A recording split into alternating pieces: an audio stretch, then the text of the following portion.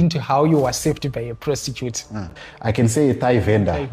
So I was going downstairs to the bathroom, and then I see this, she sees me, she says, let's go. When she sees a man going down, she says, let's go. Because when you go down, you go to the lift and you go up, the rooms are upstairs. There's a bar, they call it Diplomat in Joburg. Some of them even come and touch you, and they touch your privates and all of that. So it's anyone's game. You can just, they try by all means to coerce you, because they know that if they show you their thigh and everything, and they touch you, you feel their soft skin, you are going to end up saying, okay, let's do it. And so Wisdom and Purpose with Ime the Finest. Welcome to Wisdom and Purpose. Africa's children we save. Whoa. Wisdom and Purpose with Ime. Hello, Wisdom and Purpose family. Thank you so much for wisdoming and purposing with us. Ime the Finest here. Joining me is Jethro Canaan Rusike once again. So last time Tagaita another episode, you can check it out on my channel as well. It was a very inspiring and educational video, so you must check it out so that you understand. This one is a part 2 of that previous episode. Nkoma Jethro, thanks for coming, man. How are you doing? I'm doing okay. How are you? Thank you for inviting me once again. Yeah, it's a pleasure. I really appreciate your presence. Your presence means a lot to us as well and our community. I'm sure people love you so much, and they were interested in your story. It was inspiring, but it's not pizza. So let's continue. Let's talk about your blind journey. Your blind journey. What were the push factors and pull factors? Why, at the first place, did you embark on that journey? I can say the blind journey of going to SA was pushed by the economy that was there. I was working for the government, and the salaries were not pleasing. And by then I was not thinking about getting married. So I was looking at my salary and looking at sustenance. There was a girlfriend of mine who was in Masvingo. So I was just thinking about, will I be able to take care of her using this government salary? And things were like, when we'd wake up, there was a new currency, and the following morning, they are adding more zeros. Those who lived in the 2000s, they know how it was. So that was one of the biggest factor, because I was just like, and the other thing that was also there was a friend of mine who had come from that side. And when you see someone actually flash a Mari, I know things are good this side, you are also bound to say, let me go and try. So that was one of the things that really pushed me to do that. But what were the pulling factors? The pulling factors was the other thing that was, I was in the health sector. So now I was thinking about, I really wanted to pursue a career in sound. And I thought South Africa was a good ground for me to do sound and to do music. Because what was happening in South Africa, I had seen the likes of Sanima Kalima.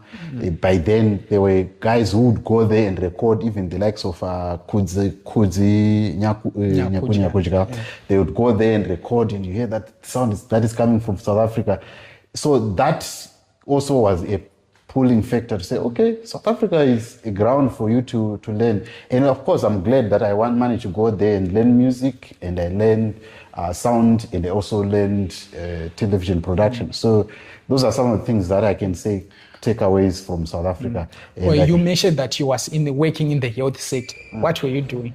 I was a general hand. I used to work as a general hand because I wanted to, because of the economy, I was just thinking of becoming a nurse. So I worked as a general hand whilst waiting for me to supplement my subjects that I had failed, so that I can go and become a PCN. They call primary care nurse. Those ones that have got a pink thingy that work normally in the rural areas.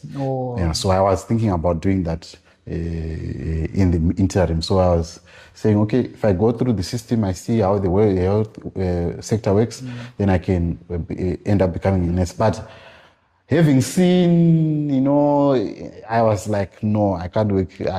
I'm not a guy who is in this. This is not my thing. That's when I said, okay, my thing is music. Let me go and pursue music. And yeah. Well, we're going to talk about music, but for now, let's talk about the education. You mentioned that you failed some subjects. Yeah. I'm sure it's a humbling moment for a child to write exams and then you wake up failing. Or having in subjects which are not considered enough.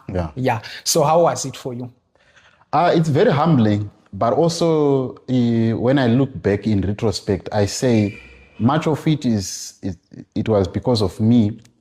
The thing that has made me to fail, and 2 times, because I failed in 2001, and then I repeated 2002. And I didn't come out well in 2002.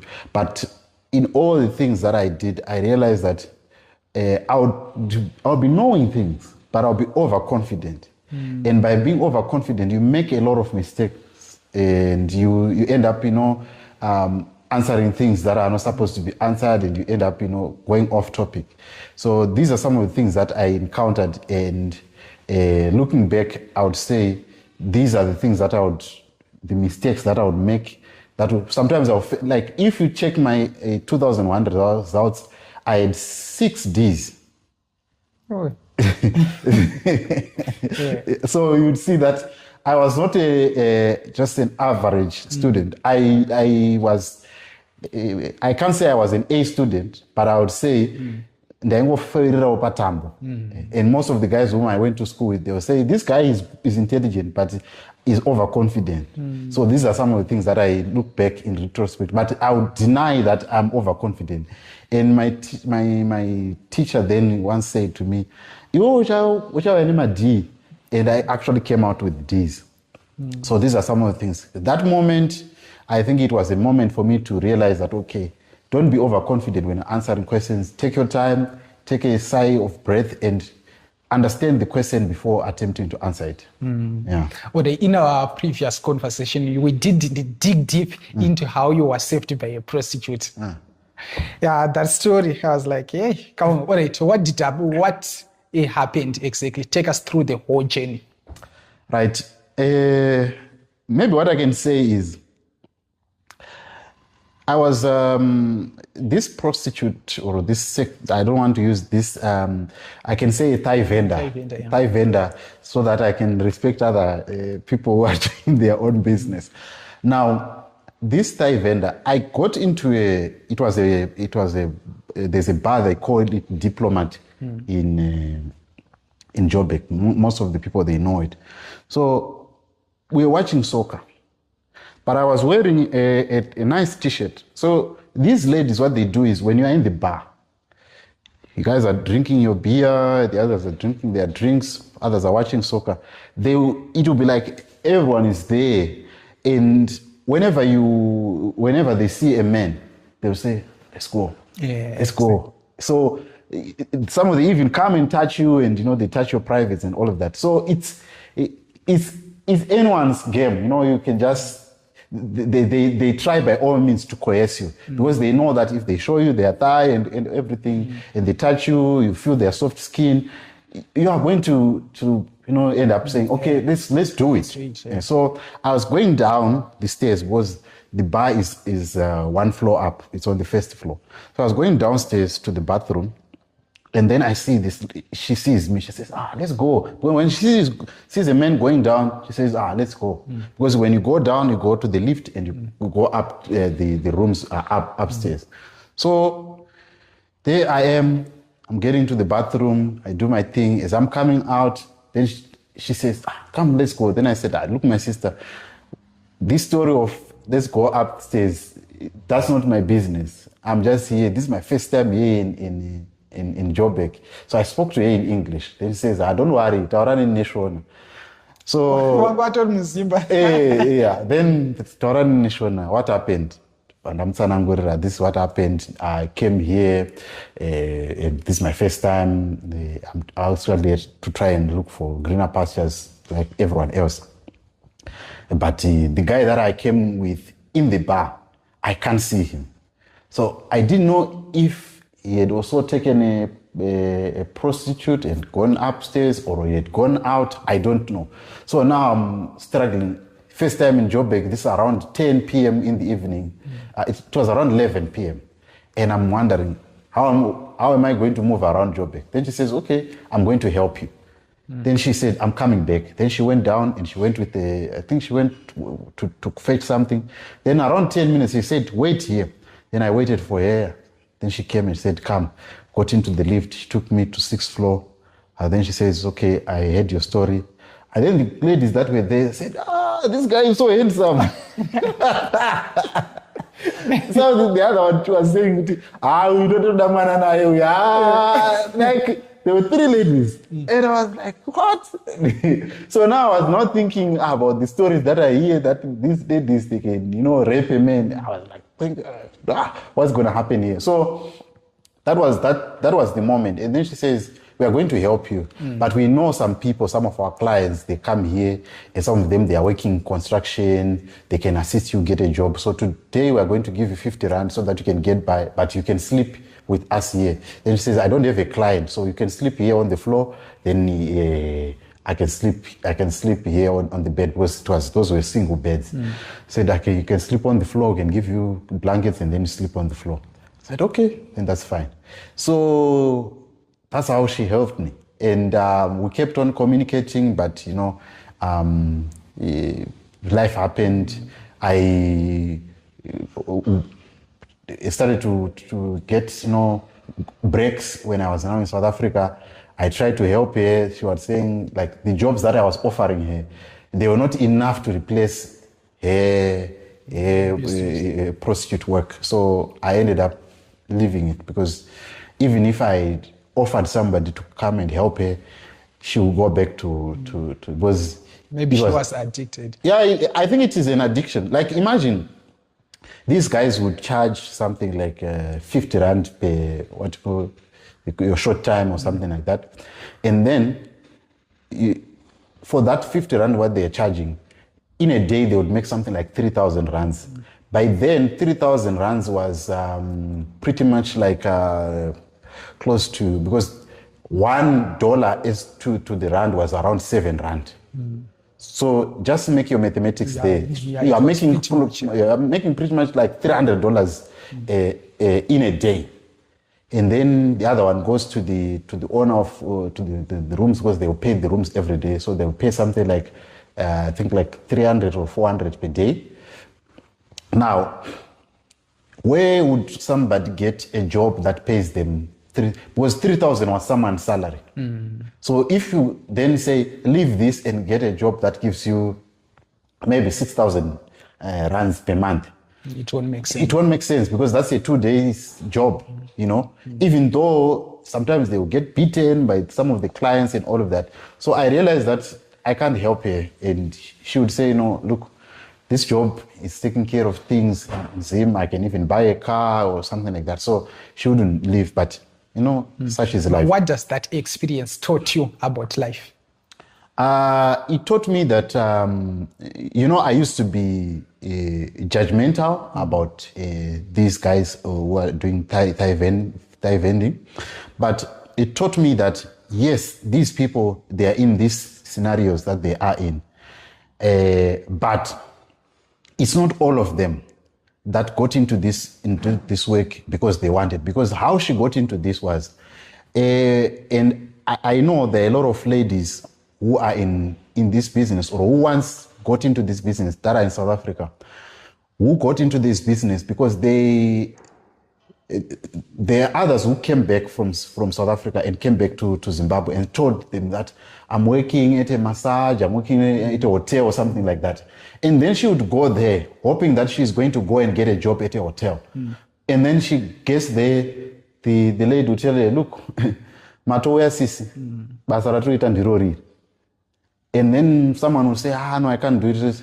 One day, they accommodate you. Second day, they say, okay, look, if you don't want to be accommodated here, find your way, you know. So some of the ladies who got into sex work in South Africa, they got it because of, they were scammed into it. Because when she was relaying a story and the other three ladies were telling me about their story, they told me that we got here and we were told that we are working in a hotel. They are looking for people who can work in a hotel. And we came here to South Africa hoping to work in a hotel. And only to find out the hotel is, we are selling. So it got me to understand that life is like that, especially if you're a lady.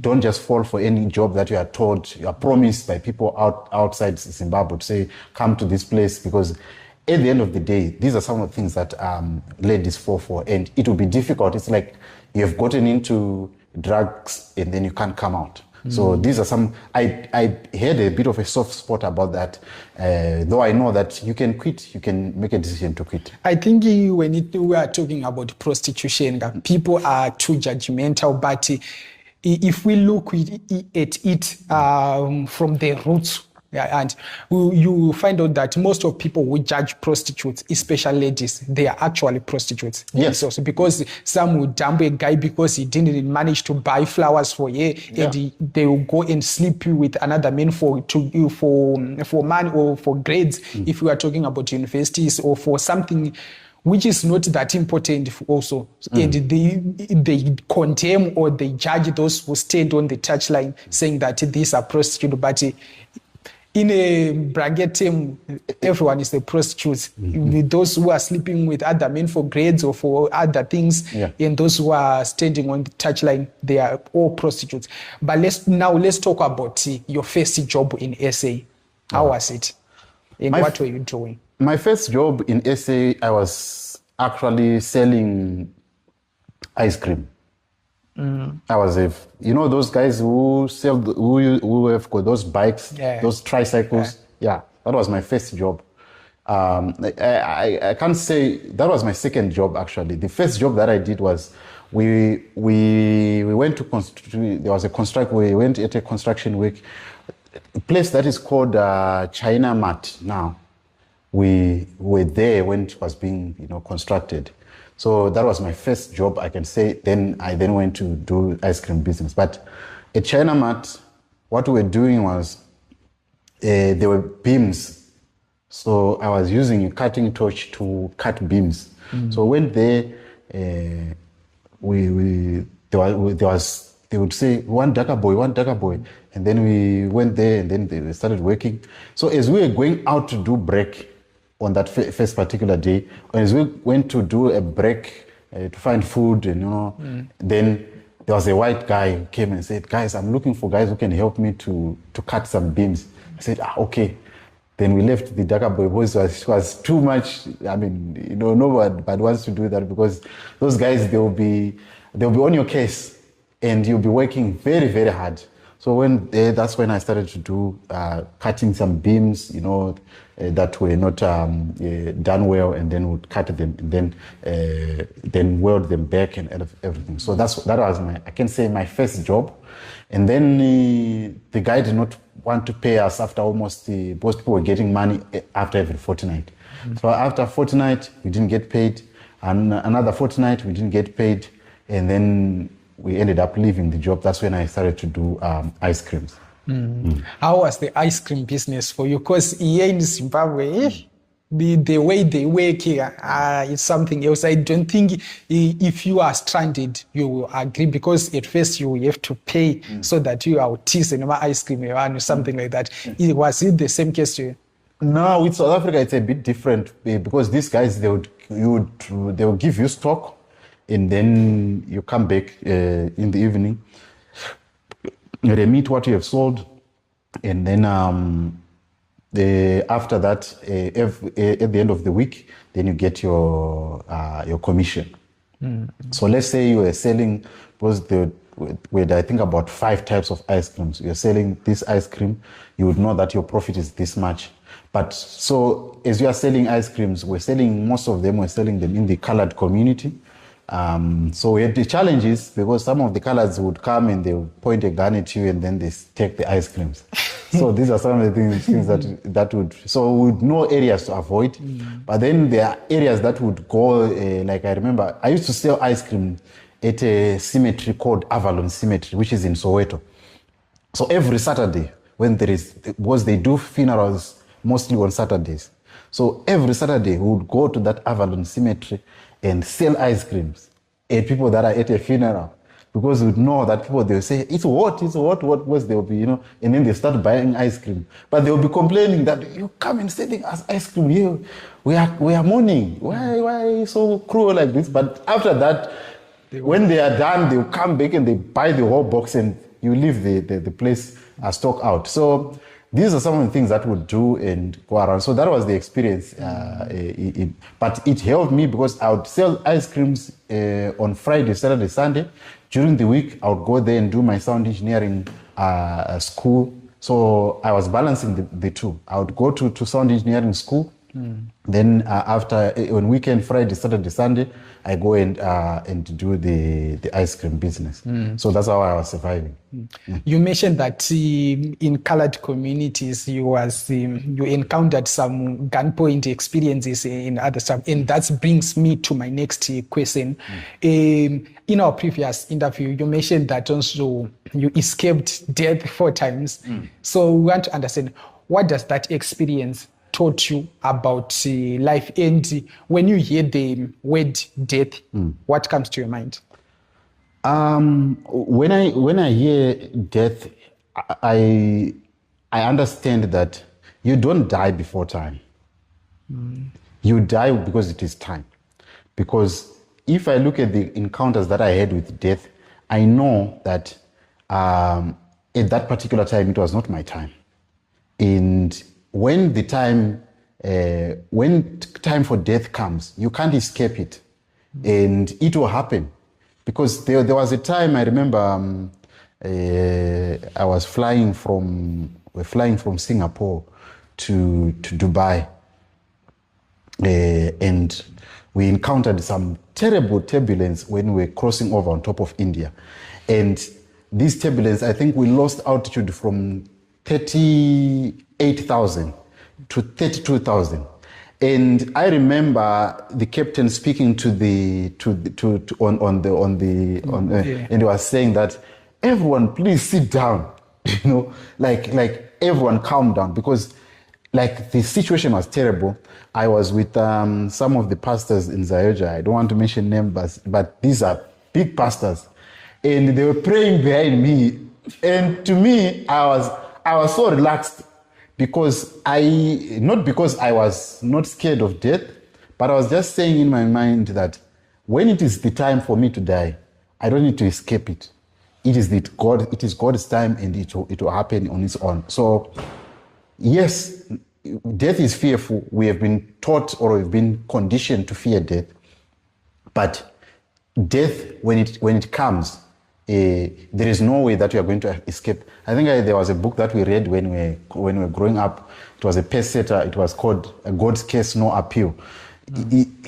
You can't escape death. So if it is your time, it will happen. So I'm not scared of death, but what I'm now scared of is, I think I remember saying this to you, that can I finish what I've started? Can I empty myself? Have I offered the world what I was supposed to have offered, or I've come short? So these are some of the things conversations that I have with myself to say, did I empty myself to the world? What I was brought into the world for, did I fulfill it? So these are some of the things that I ask myself. Recently, I was coming, if I'm not mistaken, I was coming from here, then going home, mota ndandiri payaputika firi, and ndandiri pavhiri papo. Vanhu vese vazhinji vangu vakarara vangu varimo, ndinda ndakamuka ndiri pafoni, then vandona zvese dust nei. From that day, the way I feel death, it's different. I realized that we don't have the time that we think we have. Yeah, that's true. Did that experience, or the whole experience from what you have just said, changed your perspective on life and death, and the spirituality as well? It did. But also, I can't say that I'm not afraid or I don't have fear. Fear is there, but sometimes when you fear and then you start to understand life from a different perspective, that okay, life is like this. Life is a vapor. It can be taken away at any given time. You start to understand that things that we value in life or things that we take time doing, sometimes hating on people or doing things that, sometimes you realize that sometimes we are wasting time on things that are not really, really important. When you realize that how fragile life is, you then realize, okay, I don't need to be going around, having grudges with people.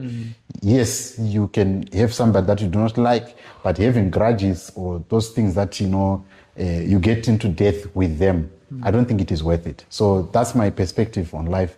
Life is not worth it for me to be angry at anyone. Life is not worth it for me to keep grudges. Life is not worth it for me to drag myself over the past that has happened. I need to focus on what is happening today and how can I improve in future. All right, let's talk about the courtship phase, and I believe your story will educate us, Vasatwa Arora and other people who married and it didn't work out. Let's talk about your courtship phase. Was at first on the mindset and what are the things that you said that you overlooked? Don't overlook red flags. Don't overlook red flags in the sense that if you are dating someone, there are principles that are, what can I say, unspoken principles of life that you have put yourself in, like that you subconsciously have to say, I don't like this. For example, I can give you, for example, you might tell yourself that I don't like a woman who eats too much, right? Because she is going to get fat. And it's going to be difficult for me to, carry her if she gets sick. It's going to be difficult for me. She's going to have, heart-related diseases and all of that. This is a unspoken principle or something that that is in your subconscious mind. And then you get to a restaurant and then she's ordering a lot of food, right? And then you say, she will change when we get married. Don't do that. If you see that, okay, I don't like a woman who eats too much. It's better for her to change when you are now married, then she starts to eat too much and then say, look, don't do this. But don't ignore the red flags. If you go to a restaurant or if you go out there to shop, like shopping with her, and let's say you say, our budget is $500, okay?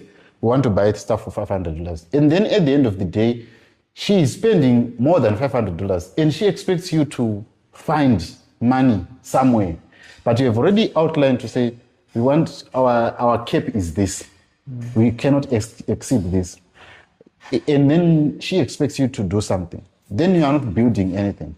So I think don't ignore the red flags, because if you ignore them, they are going to come back and haunt you. If you see something that you don't like, say it immediately, and if it doesn't work out, don't be scared. Don't be scared to be called a guy with a cold feet before you get to commit. Don't be scared, because people who guilt trip you to say, so you now have cold feet, and then you think, in Shona we say kujga poison kunyara. This is what a lot of guys are doing. They get into a marriage and they think marriage is going to fix itself. It's not going to do that. Marriage has got its own issues, and you must enter into it, one, committed, number two, with somebody who has got the same, I can say, principles as you. You might differ in what you like and everything, but at least you must have same goals. Your goals must be clear, and you must be having a clear vision to say, this is what I want to achieve at ABCD. So even if you are going to experience problems, you are going to be pushing together, knowing that we agreed to do this and this and this and this. You have the same mindset. So the mindset is important, and don't ignore the red flags, because those are the things that come back to haunt you. That's wisdom right there. And I really appreciate it, because also we believe we learn from other people's mistakes, because we won't be able to live long to make all those mistakes for ourselves and learn from our own mistakes. Yeah. So now let's talk about the content creation. Why did you start a YouTube channel? Was it poverty? What was it like? I always had a dream, as I told you in my previous encounter, that I always loved, because when I go on TV, there were some people that I always wanted to appreciate. Yeah. So radio and TV was always my thing. I wanted to be on radio, I wanted to be on TV. So starting a YouTube channel was a gap to say, okay, I didn't get a chance to be on TV. I didn't get a chance to be on radio. Why don't I do this myself?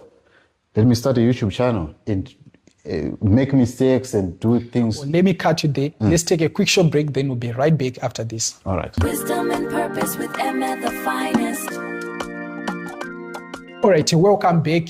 Please, if you want my juice high quality jerseys for your school kids, just contact the numbers appearing on your screen. So now let's get down to this conversation with the JC or JC TV Africa. You was talking about your YouTube channel, why you started it. Please continue. Yeah, so let me say, this was a vision in 2012. I can say there was a vision that came to me, and there was a voice that came and said, it was on the 23rd of December 2012. A voice told me that you are going to change the world through media. Wow. So this, I struggled to understand how I was going to do it. I struggled to understand how it was going to happen. By then I was still working for Ezekiel TV. So I struggled to understand how this vision was going to be fulfilled. I even asked a lot of people, tell me, how is this vision going to be fulfilled? So the other time I then realized that, okay, I saw this guy, Pardon Gambakwe, the guy who does, he was got Gambakwe channel. And I saw him doing TV, and I saw the way I was editing his stuff. And I was like, I can do better than this. But the way I was presenting, it was good. So I said, I can do this. Then he opened up the floor and said, if anyone wants to be a YouTuber or want to start a YouTube channel, please get in touch with me, and then I can teach you. So I called him up and we met, and then he said, we can do this. And that's how we started the journey. And then I said, let me do, this has been my dream, to become to be on TV. Now I'm on TV, I'm the TV. So there was also a time when I did a video and it had about 120,000. I did an analysis of the video for overlooking, the one where that guy resurrected, what's his name, Elliot. Yeah, so I did an analysis of that video, and it had about 150,000 views on YouTube, and I was like, wow, let me do this. So that's how I got into content creation and started doing YouTube videos. How was your journey? Because most of us, if you are growing, if you are starting out, you'll be every minute you'll be checking my views. You can't escape that. You check, like there was a time I'll be checking how many subscribers I've got. When one subscriber, like when your channel is still very new, you would see who is subscribed on your email, because the email sent you, somebody is subscribed. And then I would go and thank everyone who is subscribed to say, thank you for subscribing, So these are some of the experiences that you would have when you're starting. You'll be checking up. Like nowadays, it's a little bit easy for others, but for us, it was not easy for us to get to 100 subscribers. I think it's not easy. It's never been easy, man. Because at first, as of me, I used to think that it's easy to shoot and edit, then upload it, the way it will be done. But not knowing that there is the thumbnailing, titling, there's a lot of work. Yeah, there's a lot of work. Yeah, you mentioned about the guy that I don't agree with in terms of how he produces this news, because also I know producer fake news every time, and I don't like it. So why, that's like, because most of people, especially, but I don't blame him, my content creators. They think that guy because he mentor, and was like, being mentored with this guy who fake news, and as of you, from what you know now. All right. My friend Pardon Gambakwe is what I can say is not being disrespectful to him, but what I can say, that guy is a hard worker. The good side about him. Number two, when we started, there was a lot of, he would tell things as they are.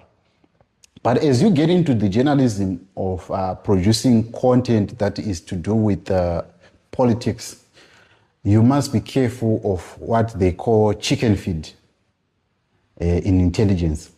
There are people who come to you and befriend you and they give you information, which is false. Now, because they want you to push a certain narrative, they can give you this information and end up, pushing because you want views, because as a YouTuber or anything, at the end of the day you want views so that you can monetize those views. So because every journalist or anyone who is in the media space, especially if you are in the current affairs space, you want to be the one who breaks the news and be the one who is on. But that's where the journalistic aspect comes into play. Be factual, verify, check out your sources, verify information before you publish it. Yes, but Gambakwe operates in a different. There are people who are making money out of fake news, but if I analyze what Gambakwe says and everything, personally, I would say there are people that feed him with wrong information, but because he is somebody who wants to be on the forefront, he doesn't want to lag behind in terms of information. So he wants to be the first one. And with Gambakwe, he always wants to bring something that is totally different from what he doesn't want to go with where the crowd is. And have you noticed that even if people say Gambakwe is fake news, they are there. He's doing a live broadcast. People are there. They are watching. So you say, like when he was teaching us, he would say, if you want to be known, be different. So maybe probably people know him because of his fake news. But when we started, Gambakwe was something else. Gambakwe was known to be bringing factual news, and you would get to the news. Okay, so how did it take you to a point where you was like, no, I'm now earning something from this? I got monetized in July 2019. I started in I can say I started in January 2019. The same year? The same year. So after 7 months, that's when I got monetized my YouTube channel. And then I first received my first money, I think it was 2,500 rands in September 2019. In USD, it was around what? It was $160, I think. It's $160 somewhere there. How was the feeling? It was a great feeling because by then my ex-wife was saying, this thing, stop this thing, don't do it, But when I first received that money, it actually helped us. And they said, oh, okay, so this thing is good money. And, there are some doors that started opening up because of me doing YouTube. There are some things like I remember there were some favors that I got because I was a YouTuber. So to be frank, there were some things that I earned from being a YouTuber, and some friends that became family because of YouTube. So there are some people whom I wouldn't have dreamt to have met them, but because of YouTube, I've met them. All right, due to our time, I'm going to, as a tradition, we have what you call the final five. I'm sure you know it. I'm going to ask 5 questions, then you answer them as short as you can. My first question is, what is the biggest lie you believed for a longest time? The biggest lie? I would say the biggest lie that I believed for the longest time was being told that being told that you can get rich by giving tithe. Yeah, you can get rich by giving tithe. That to me, that was a lie that I believed for a long time.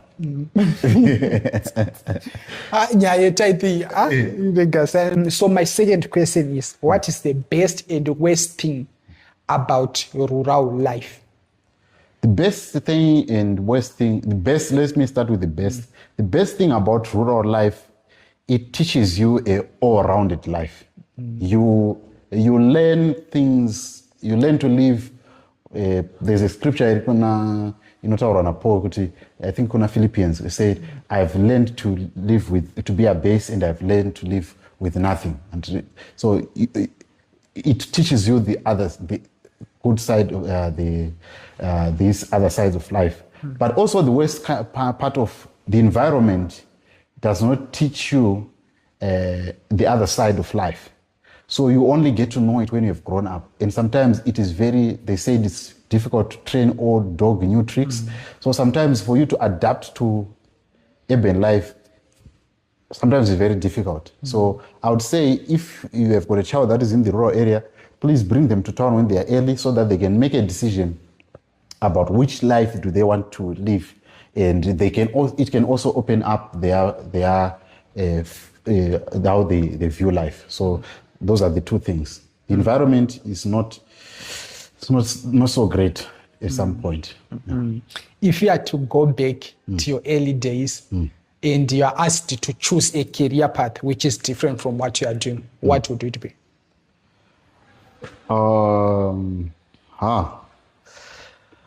I would say I'm fond of flying. I'm somebody who loves flying.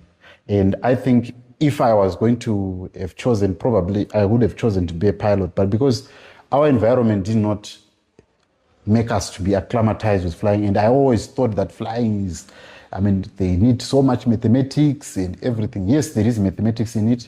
And because I was not good at mathematics, so I was so discouraged from thinking about being a pilot. But I now with the information that I have, I know that I can be a pilot without all these, because now the machines, they do everything for you. So now with what's your priority? That's my final question. My priority now is to grow my rural life and create an economy, and also grow my film work and journalism. So that's my priority, to grow my empire and make sure that it has got a lot of eggs that are in different baskets, so that my kids or my legacy will be known as a legacy that we took over from our fathers, and we changed it. That is my priority. Thank you so much for coming, and I really appreciate your presence. It is always a pleasure having you here. You are educating us. We are learning from you. Let's do it. I really appreciate you. Me too. Thank you so much for hosting me, and we wish you all the best. And everyone that is watching, please subscribe to this channel.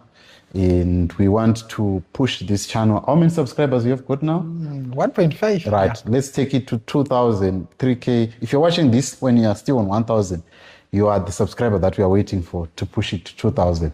And that's what I can say.